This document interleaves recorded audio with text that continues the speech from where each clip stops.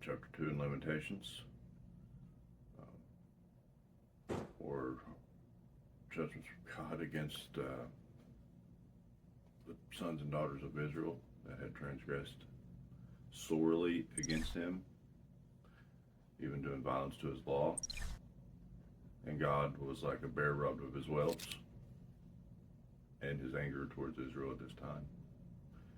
And it says, "How hath the Lord covered the daughter of Zion with a cloud in his anger, and cast down from heaven unto the earth the beauty of Israel, and remembered not his footstool in the day of his anger. The Lord hath swallowed up all the habitations of Jacob, and hath not pitied. He hath thrown down in his wrath the strongholds of the daughter of Judah. He hath brought them down to the ground. He hath polluted the kingdom and the princes thereof. He hath cut off in his fierce anger all the horn of Israel." In Lamentations 2:3, through the prophet Jeremiah, God says, "He hath cut off in his fierce anger all the horn of Israel." So what the horn of Israel refers to here, and anywhere God uses the word horn, means the leadership. It says they're going to be cut off in that day. So we know in the destruction of the second temple that the leadership never regains authority. They're never able to reestablish the temple, never able to rebuild, even though they tried, and the Bar Kokhba revolt. But if we look over here at Jeremiah's contemporary Ezekiel, in Ezekiel 21 or 29:21, it says, "In that day will I cause the horn of Israel to bud forth, and I will give thee the opening of the mouth in the midst of them, and they shall know that I am the Lord."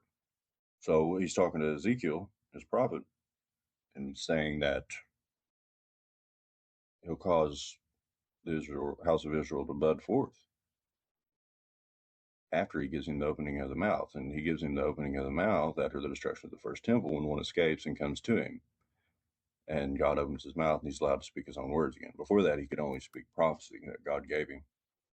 So there's two different prophecies here. And the one in Ezekiel refers to the first temple destruction, and the one in Lamentations 2:3 refers to the second temple destruction, because it says that the horn of Israel is cut off all the way. And after the destruction of the first temple, we have the rebuilding of the second temple, and the leadership persists on for several hundred years. "He hath bent his bow like an enemy, and stood with his right hand as an adversary, and slew all that were pleasant to the eye in the tabernacle of the daughter of Zion. He poured out his fury like fire." The Lord was an enemy. He has swallowed up Israel. He has swallowed up all her palaces. He has destroyed her strongholds, and hath increased in the daughter of Zion mourning and lamentation. And he hath violently taken away his tabernacle as if it were of a garden, and he hath destroyed his places of the assembly. The Lord hath caused the solemn feasts and Sabbaths to be forgotten in Zion, and has despised in the indignation of his anger the king and the priest. And the Lord hath cast off all of his altar. He hath abhorred his sanctuary, and he hath given up into the hand of enemy the walls of her palaces. And they have made a noise in the house of the Lord, as in the day of a solemn feast. The Lord hath proposed to destroy the wall of the daughter of Zion, and he hath stretched out a line, and he hath not withdrawn his hand from destroying. Therefore he hath made a rampart to lament, and they languish together, and her gates are sunk into the ground, and he hath destroyed and broken all her bars. Her king and her princes are among the Gentiles, and the law is no more. And her prophets also find no vision from the Lord. Okay, so here's another reason why the book of Lamentations is talking about the destruction of the second temple and not the first. It says that their prophets get no more word from the Lord, but we know after the destruction of the first temple that God gives his word to Jeremiah. It says, Jeremiah 43:8, it says, "Then came the word of the Lord unto Jeremiah and Tahpanhes, saying," and Tahpanhes is in Egypt, where Jeremiah fled to or he was kidnapped and taken there against his will after the destruction of the first temple. So there's the word of the Lord coming to Jeremiah after the destruction of the first temple.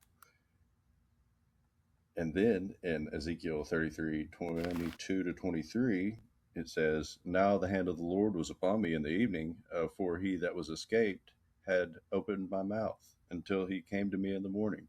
And my mouth was opened, and I was no more dumb, when the word of the Lord came unto me, saying." So here we have another example of the prophet getting word from God after the temple is destroyed. So we know that this is talking about in Lamentations the destruction of the second temple, because no prophet arises after the destruction of the second temple. So not only do we have the prophet Jeremiah and the prophet Ezekiel receiving the word of the Lord after the destruction of the first temple, there's also Zecheriah and Haggai that received the word of the Lord. So it's hard to understand how the prophets had the word of the Lord cut off from their mouth if after the destruction of the first temple, if that's what Lamentations is talking about. Because many prophets received the word of the Lord after the destruction of the first temple. So that only leaves the destruction of the second temple as a possibility. And in Zechariah 13:7, there's a prophecy about the destruction of the second temple once again. It says, "Awake, O sword, against my shepherd." And this talks about Jesus. "And against the man that is my fellow, saith the Lord of hosts, smite the shepherd, and the sheep shall be scattered, and I will turn mine hand upon the little ones." We see many small children suffering in the book of Lamentations, saying to their mothers, "Where is corn and wine?" saying that they faint for hunger in the top of every street, and their souls are poured out into the bosoms of their mothers. So the suffering of the children is for all to see in the book of Lamentations, and God will surely visit the transgressions of the parents upon the children in the day of wrath, and that goes for the day of the Lord as well. And it also happened during the flood. So keep it in mind that obeying the commandments might not only save you, but could also save your children as well. "The elders of the daughter of Zion sit upon the ground and keep silence. They have cast upon the dust of their heads, and they have girded themselves with sackcloth, and the virgins of Jerusalem hang down their heads to the ground. Mine eyes do fail with tears, and my bowels are troubled. My liver is poured out upon the earth for the destruction of my daughter, my people, because the children and the sucklings swoon in the streets of the city. They say to their mothers, Where is corn and wine? What shall I take as a witness for thee? What thing shall I liken thee unto, O daughter of Jerusalem? What shall I equal thee to, that I may comfort thee, O virgin daughter of Zion? For thy breach is great like the sea. Who can heal thee? Thy prophets have seen vain and foolish things for thee, and they have not discovered thine iniquity, to turn away thy captivity and set before thee false burdens and causes of banishment. All that pass by thee clap their hands at thee. They hiss and wag their head at the daughter of Jerusalem, saying, Is this the city that men call the perfection of beauty, the joy of the whole earth? All thy enemies have opened their mouths against thee. They hiss and gnash the teeth, and they say, We swallowed her up.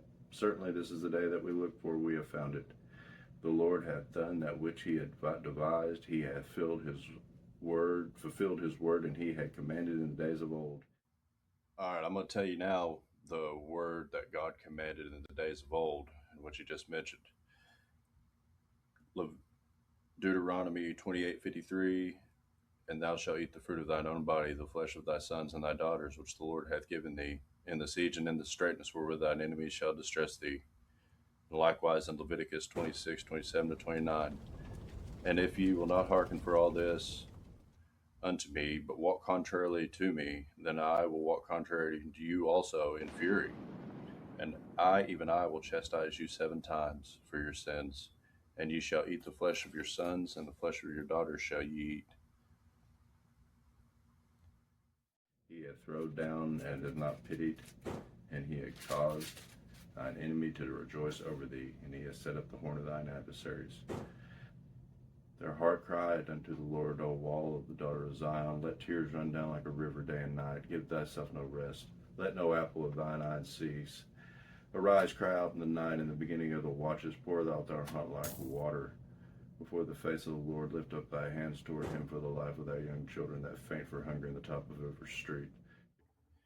So before Jesus was crucified, he gave warning to the mothers of the children that were fainting for hunger in the top of every street. In Luke 21:20-24, Jesus says, When ye shall see Jerusalem compassed with armies, then know that the desolation thereof is nigh. Then let them which are in Judea flee to the mountains, and let them which are in the midst of it depart out. And let not them that are in the countries enter thereinto, for these be the days of vengeance, that all things which are written may be fulfilled. But woe unto them that are with child, and them that give suck in those days. For there shall be great distress in the land, and wrath upon this people. And they shall fall by the edge of the sword, and shall be led away captive into all nations. and Jerusalem shall be trodden of the Gentiles until the time of the Gentiles be fulfilled. Jesus said that the children of Judah would be led away captive into all nations. Jesus is echoing the prior prophets in this matter, Jeremiah and Ezekiel both. In Jeremiah 13:19, we're told that Judah shall be carried away captive, all of it. It shall wholly be carried away captive. And in Ezekiel 5:10, he says, and the whole remnant of thee I shall scatter into all the winds. So Jesus sounds like he's more or less repeating what they're saying about this, and it's clear that Jesus is talking about the destruction of the second temple, because he couldn't be talking about the first, seeing as he lived way, way after that ever happened. And we know that during the destruction of the first temple, that there were some left behind. A remnant was left in the city. It says Jeremiah 39:10, but Nebuzaradan, the captain of the guard, left the poor of the people, which had nothing, in the land of Judah, and gave them vineyards and fields at the same time. This is just further proof that the book of Lamentations is in reference to the destruction of the second temple and not the first. Behold, O Lord, and consider to whom thou hast done this. Shall the woman eat their fruit, and the children of a span long? Shall the prophet and the priest be slain in the sanctuary of the Lord? The young and the old lie on the ground in the streets. My virgins and my young men are fallen by the sword. Thou hast slain them in the day of thine anger. Thou hast killed, not pitied. Thou hast called in a solemn day my terrors round about, so that in the day of the Lord's anger none escaped nor remained. Those that I have swallowed and brought up hath mine enemy consumed. Talks about the destruction of the second temple in 70 AD by the Romans. And God gave them up to destruction and didn't have pity. Even them that were at peace with him, he gave up to the sword. But God's able to deliver on the day of judgment those people. But the other ones are cast off forever. Godspeed.